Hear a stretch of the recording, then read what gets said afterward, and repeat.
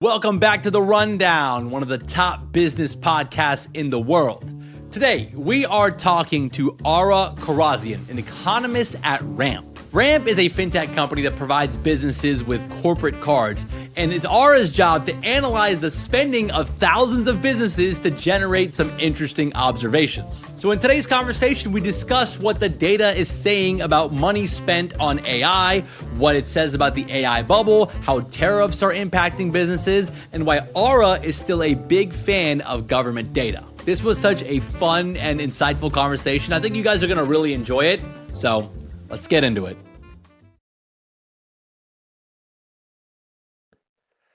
All right, guys, today we are talking to Ara Kharazian, an economist at Ramp. Ara, thanks so much for hopping on the show today. Thank you, Zaid, for having me. I'm a big fan of the show. I appreciate it, man. For people that aren't familiar with Ramp, can you just give the listeners a quick update on what Ramp does and your role as an economist at Ramp? Sure. So Ramp is a financial operations platform. It's used by businesses everywhere from like a startup to a sort of massive retail company or a big tech company. And they use it to pay their bills, manage credit cards, process their expenses, and automate a lot of the financial steps. I say all of that because that's the data set I then have access to. Essentially, anything that a business spends money on outside of payroll is what I work with. And my job is to do research on that data set, find out where businesses are spending, where they're pulling back, where they're investing, and ideally get a forward-looking sense of where business is going and where the economy is headed. So that's really cool. So essentially, you're analyzing where like thousands of businesses are spending their money and coming up with insights based on all that data.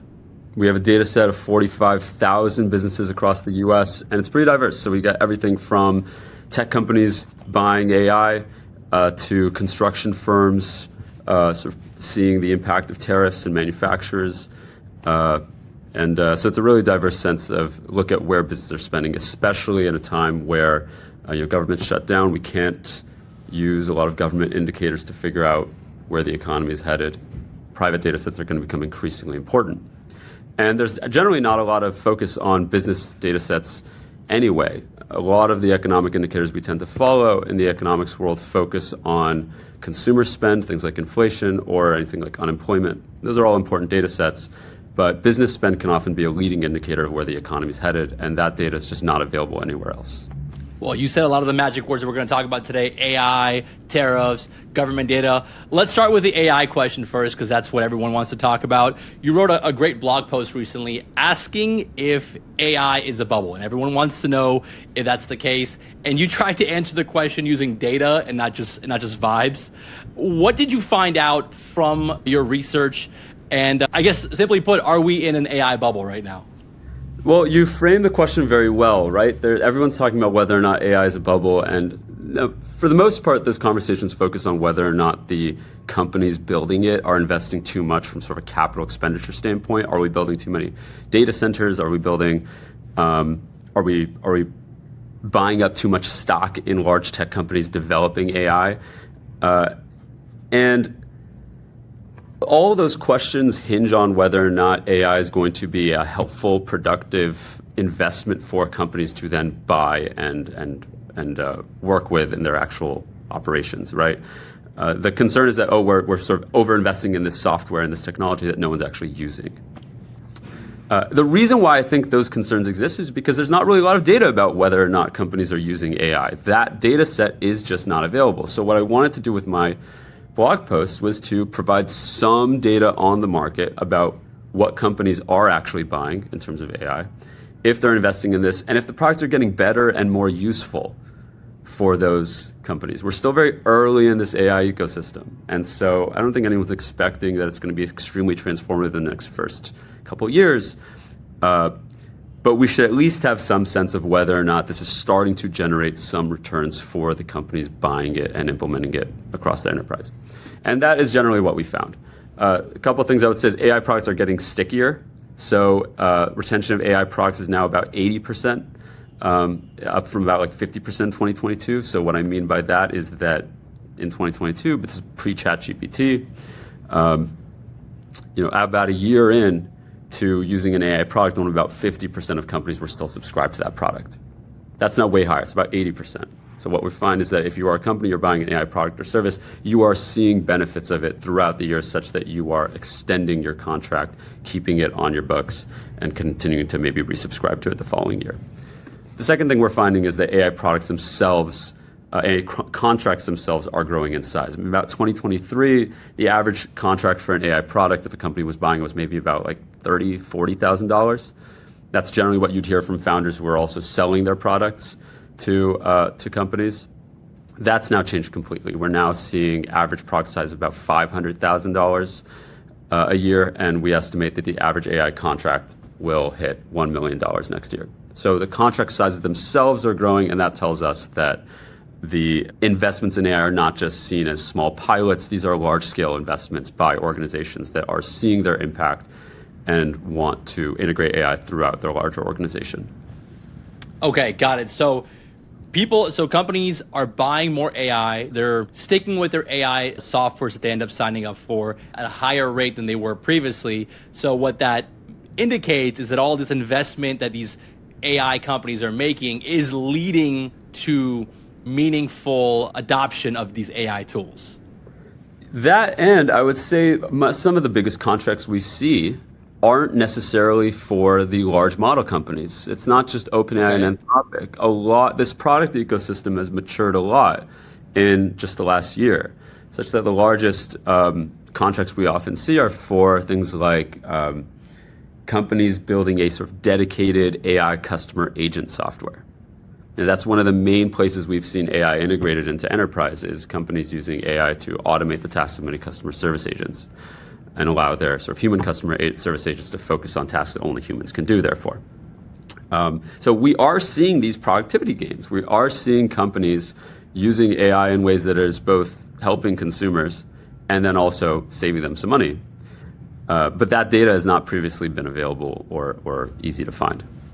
Yeah, which I think is very interesting here is like you're actually looking at real spend, and it's not just, like I said, it's not based on vibes where everyone's like, well, I don't know, I feel like people aren't using ChatGPT as much as they used to, but like you're seeing that like companies specifically are spending money on AI.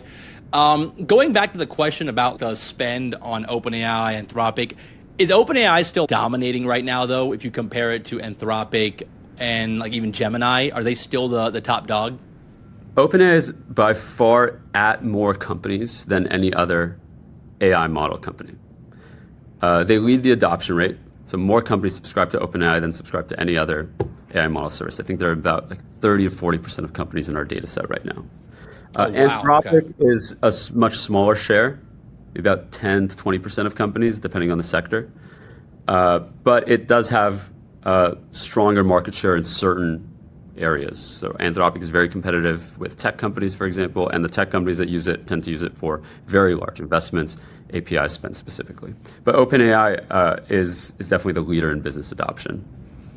Gotcha. I guess that's not really surprising because they were the first ones. They kind of have the name brand. So if you're a company and your CTO approaches you, you're like, let's go with the OpenAI. It seems like the safe option to start off with.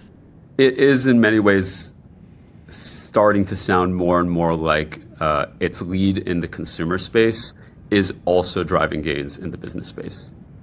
But how does that compare to like these hyperscalers? I'm thinking like Microsoft here, right? I know, I live in Houston. A lot of my friends work in, just normal industries, oil and gas, construction, things like that. And a lot of them are hooked up to Microsoft services. I think Microsoft offers like Copilot and things like that. Are you taking that into account? Are you able to tell from the data that a business has like a Copilot add-on that counts? Does that count as AI spend, or can you not? Do you not have granular detail like that? That's a good question. So, and it's one of the things that's been very hard to measure, is that a lot of the development in this market, particularly from the larger companies like Google and Microsoft, their product strategy has been to offer AI services for free. So Google started offering Gemini for free in all workspace plans. And it was around that time that we started seeing Gemini adoption fall in our data set because we're only looking at paid adoption. Now, our instinct is, I think we can reasonably assume that people are using Gemini because it's integrated for free in so many of Google's tools. Same goes for Microsoft's tooling. And we're able to see some of that because we do see line item spend on certain kinds of plans. Like that's one of the things we get from Ramp data, is that we get to see everything on a receipt. But I still do think it's the case that companies that are investing in large-scale investments, particularly throughout a large organization, they're not just looking at chatbots, and they're not just looking at the kinds of tools that are integrated directly in Microsoft Office Suite or Google Workspace. One of the interesting things I think about this market is that there is so much attention placed on the large model companies, and I think some of that makes sense, but it then tends to overlook a lot of the investments happening in enterprise-scale tools. They're very popular, but don't get covered a lot in the news. Again, some of the largest contracts that we see aren't for the model companies. They are for observability platforms so that companies can monitor the performance of their AIs. They are for trust platforms so that companies can make sure that their AIs are actually working as intended. And they're for customer service platforms. They're for coding tools that work on the model companies' technology, but do something a little bit different, geared towards software engineers. Yeah, I feel like a lot of these coding tools, aren't they just using the latest GPT model or Claude or whatever in the back end to like power their services? They're often built on them, but they are making vertical specific investments that make these products work in the enterprise. I mean, one of the main holdups to adoption that we've heard from large businesses, from enterprise, for example, is that they don't want to integrate AI fully across their organization because they can't trust if it will work effectively. They can't trust the output. They can't trust if they'll be right. They can't trust that a chatbot will say something weird to a customer talking to it. Right. And products to monitor that kind of behavior are being built in the AI product ecosystem, and then they're being bought by customers. But again, it's happening outside of the main model companies. Now, those developments are still happening in the main model companies. They're doing their evaluations. They're trying to improve these models for enterprise. But a lot of the platform investment that's happening is happening outside of the sort of big three. Just zooming out a bit, though, you guys have businesses in all kinds of sectors. Outside of tech, are you seeing a higher adoption rate in certain sectors compared to others? I'm just kind of curious to see that kind of breakdown. So tech and finance lead. Okay. But the fastest growth is coming from two sectors that I think are actually unexpected: healthcare and then construction manufacturing. Okay. So we are seeing that these kinds of sectors that are typically seen as late adopters to new technology are adopting AI faster now than we expected. Now, I want to caveat that and say that the investments being made by construction manufacturing, they're not necessarily being made into robotics technology en masse.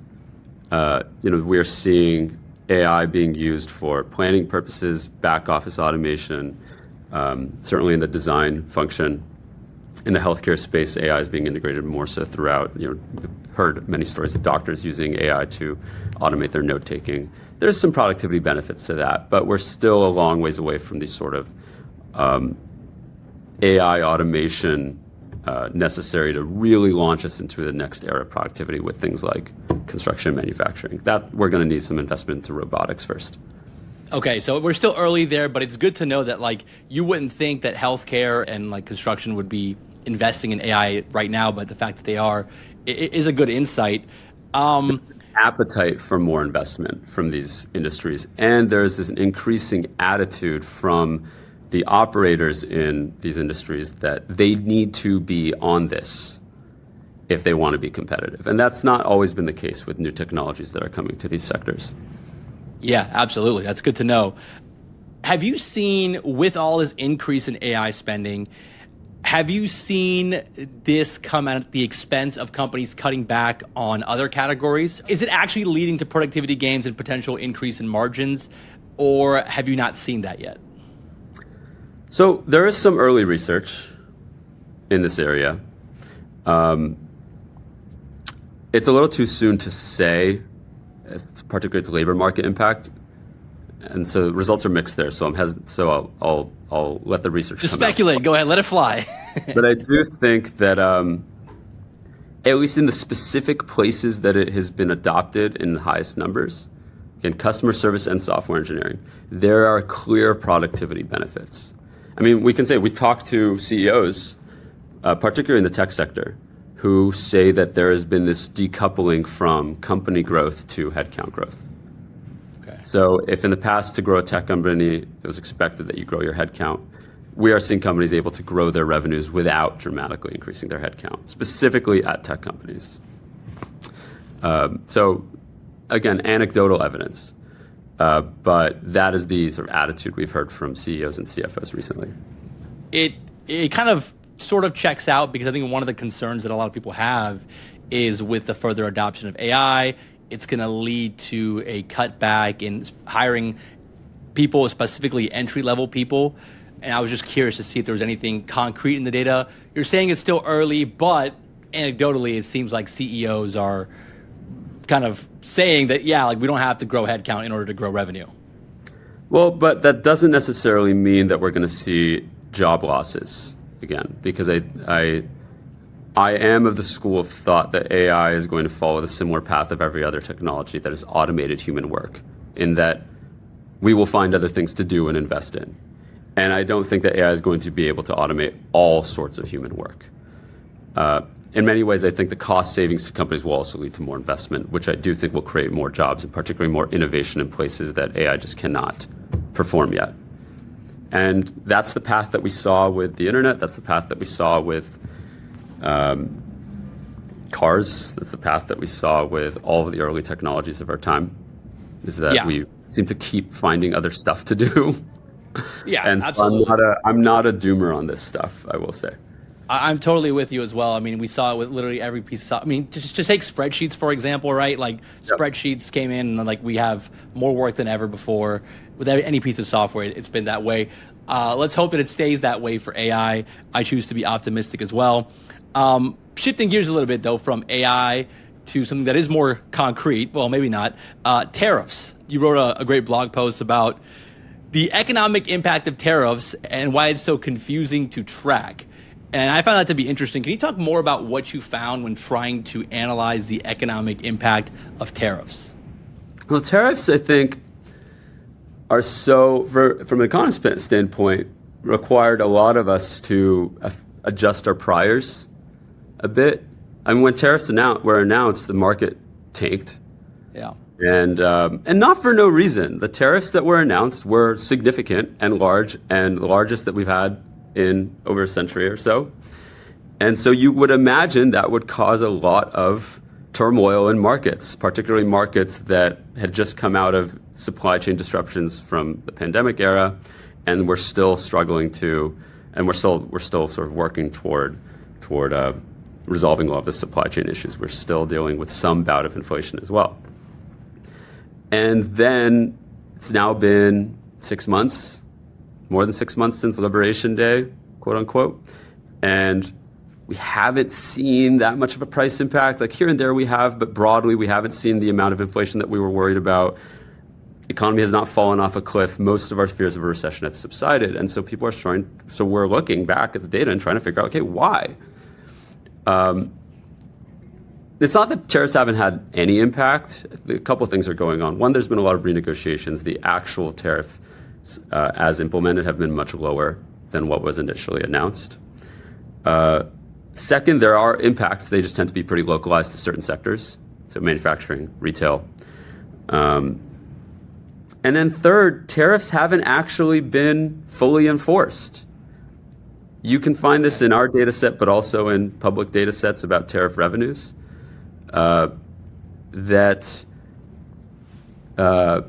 the actual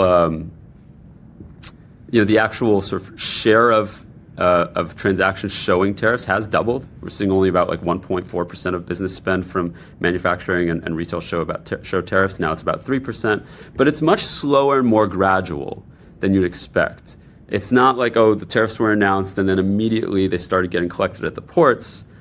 We're seeing similar stories from businesses who are paying those tariffs, are that there are a lot of frictions in actually implementing these kinds of policies. First, we need the enforcement to actually figure out, wait, what actually gets tariffed and how much? I think even people who follow tariffs very closely could not tell you off the top of their head what the current China tariff rate is. And that's not because they're not doing a good job. It's just because it is genuinely really hard to follow, even It if you're changes all the time. Yeah. And I'm a fairly well-informed person, and I'm praying to God you don't ask me that. What the current average tariff is. And second, like, there are people involved in this process, right? There's someone at the port who is assessing tariffs and inspecting boxes. Again, there are impacts and there are frictions, and we have talked to businesses who have told us that tariffs are having an impact on their business, that they are having to switch suppliers and having delayed shipments affect their operations. All of that is happening.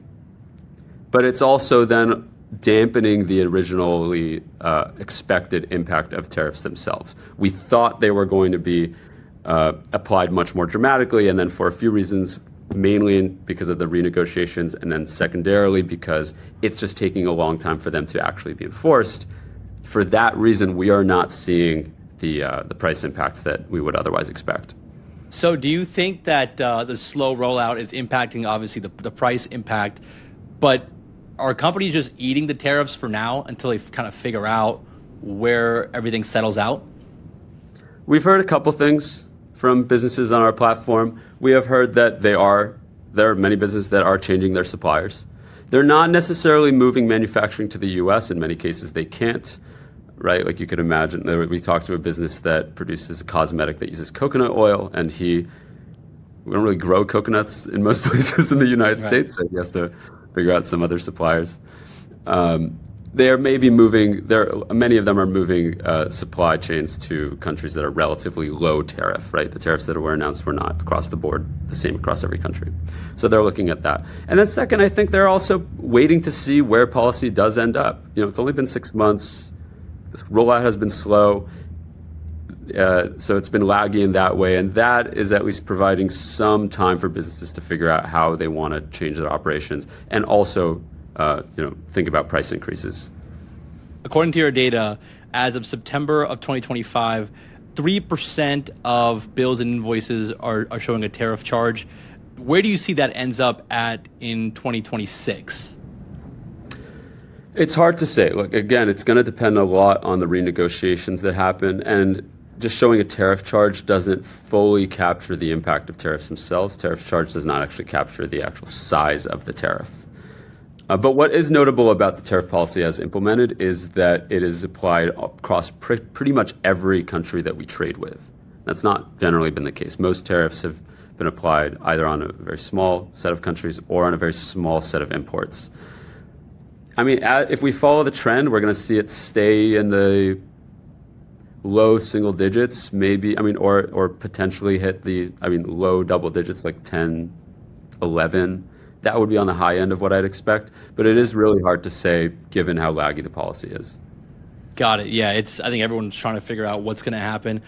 So the next question I wanted to talk to, shifting gears a little bit from tariffs, is government data. I think people are starting to lose confidence in the data that we're getting from the government. There's a lot of scrutiny around that, especially when Trump fired the head of the BLS. Where do you see, I'm trying to rephrase this. Are you concerned about the reliability of the government data, especially with all the revisions that we're having? And are you concerned about the way that government data is collected? Here's what I'll say. There are reasonable concerns about any statistical measurement, and we should always try to make sure that we are measuring things in the way we intend. We should always try to make sure that our methodologies aren't drifting away from reality.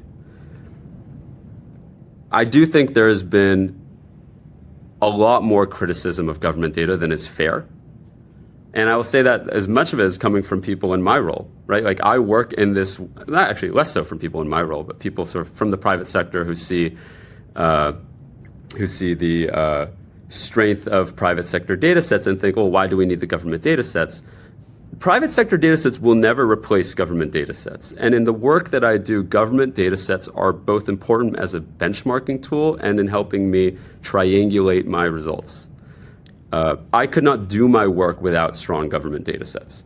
Can you talk more about that, though? 'Cause I'm really curious, because from what I've read, there seems to be a bit of a flaw when it comes to the government collecting data in the first place, because they're doing surveys, right? They're doing phone surveys. They're calling people. They're sending out letters in the mail to try to get information. Whereas you guys, like at Ramp, you have like real-time data on like where businesses are spending money. Why do you say that government data is so critical when it, like, the way they collect it is almost flawed? Well, in some ways it sounds flawed, but in some ways it's actually, look, I don't think surveys are perfect. In many ways, surveys are less helpful data sets than what we are able to produce in the government, in the private sector. But the government is able to collect data on a broad swath of Americans, particularly Americans that are very hard to reach, and particularly Americans that are not often served by the private sector. If you really want to build a data set that is comprehensive and measures every part of the American economy, you do need government investment. And you need a government operation that does that. Now, you can work with private sector sources, and the government does. The government ingests, I don't think people realize this, the government ingests and partners with private sector operators all the time to improve and benchmark its own data sets. So the government's doing all this work that many sort of detractors from the private sector say that it's not. And I think private sector data sets are still important, and in many ways they can offer a lens that the government cannot. I've tried to do this with our work on Ramp AI Index. We report on AI adoption at U.S. businesses using actual spend data. The U.S. government also has a census survey that goes out every 2 weeks to businesses that asks them a question like, do you use AI?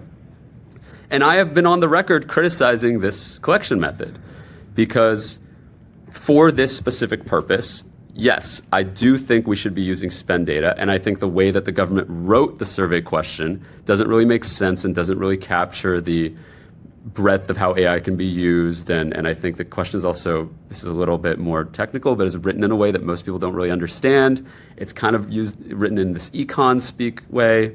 Well, who's answering it too? Like, is the CTO answering it, or is it just some person at the reception is answering it? Just one person is answering, and companies are large organizations. Like, these are all valid criticisms to have. And also, the government does a better job of measuring inflation than any private sector organization would. The government does a better job measuring unemployment than any private sector organization would. And from my perspective as an economist who works on private data set, my main goal is, can I produce work that is helpful and additive to the public discourse, that does something that the government, for whatever reason, cannot adequately measure, or something that another private sector organization can adequately measure? What is my data set particularly well suited to do? Now, for business spend, the government has a hard time estimating business spend because it's much harder to reach businesses than it is to reach consumers. There are just way more consumers to reach out to. So if you're doing some estimate of unemployment, the best way to do it is to call a lot of people. There's a lot of sort of attention on like the private sector data sets. Why don't we just use ADP? Well, ADP skews to enterprise. Almost half of Americans are paid hourly. They don't work at places that use ADP. So that is a noisy data set inherently. And no shade to my friends at ADP. They do great work. It's very helpful work. But they would say as well, wait, we need government data sets to get a really accurate measurement of our economy, particularly parts of our economy that are not captured by the private sector. And so I'm a passionate defender of our government data sets for this reason. And I say this because I am someone who produces work and data from the private sector, that we need these kinds of resources. That's good. I'm happy that you're defending it because, everything that I'm reading, there's always criticism around it. I think some of it is fair, but it's good to know, like, as someone who produces insights from private sector data, on the importance of government data. And I think you mentioned, I think the key point to me was like consumers. I mean, like a lot of the times the government is a lot better at reaching consumers who aren't tied into like the private sector. So that was that's very helpful. And we'll see what happens with the government data. Right now it's a shutdown, so like we're not getting much, but hopefully that clears up soon and we start getting more government data. I want to end with some lightning round questions. This is something that I was really curious about. I mean, you have access to so much interesting data. What's like the weirdest thing that you've seen expensed, maybe? I don't know if that's the right word. What's the weirdest thing that you've seen expensed or charges on a corporate card? Like strip clubs, whatever. That's not even like that interesting anymore. But is there anything that's like really interesting that you've seen? You're like, oh wow, why are we seeing a spike in this spend? It's Look, you can find weird things in transactions here and there, and you'd be surprised. Like businesses often have a real business purpose for expensing something, like Halloween costumes or like concert tickets for a client, right? Something like that. Coldplay concert tickets, got it. The funnier thing that comes up is how people, and again, everything I look at is anonymized. Like I'm not looking at anyone's actual spend. I'm not seeing anyone's name. I don't even see the business name really. But the funnier thing I see is that when people use Ramp to do their expenses, one of the primary use cases of Ramp, you write a memo to your boss about like why I needed this thing. And sometimes people are unusually apologetic for why they bought something. Like, oh, they had to Uber from like an event back home and it was like a $200 Uber. And someone is extremely apologetic. Like, I really looked through all of my available options and this is the only thing I can do. That is interesting. And you see this window into people's both their personalities, but in terms of how they operate this unusual interaction of, hey, I'm using my corporate card to pay for something. Is it okay? Question mark, question mark, question mark. I like seeing how people try to navigate this genuinely unusual social business interaction. Yeah, it's like, I'm sorry that I had to spend $500 on a steak dinner. There was no other option. Everything else was close. I would say if you're in New York, we put out this thing about like the top restaurants in New York based on where people expense. And the thing I got a lot of heat for, which I shouldn't have gotten heat for because it wasn't my opinion, it was just where people go, is that one of the top restaurants in New York was the Smith.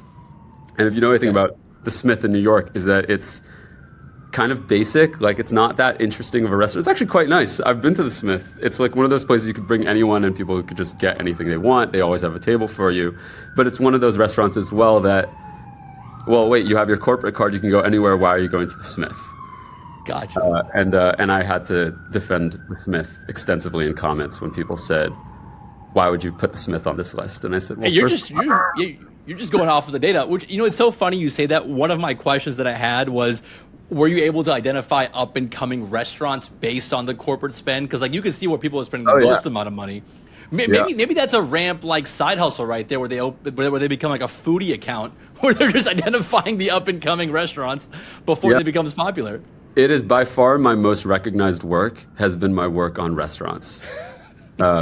It's the posts that I've done that have been most popular have been the posts that rank restaurants in each city based on where people spend. And when I go to events, and if there are tech people or people who follow me at those events, almost always if they are to recognize me, it's because they say, I saw your post on restaurants.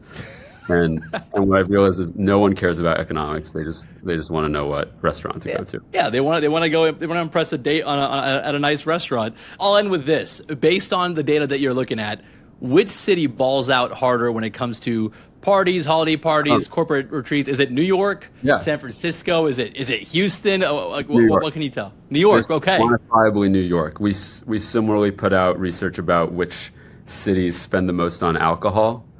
And where it's growing, it's New York. It's New York, and also it's New Orleans.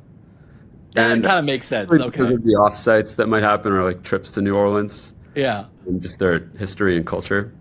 But places like San Francisco, most cities actually in the U.S. are drinking less.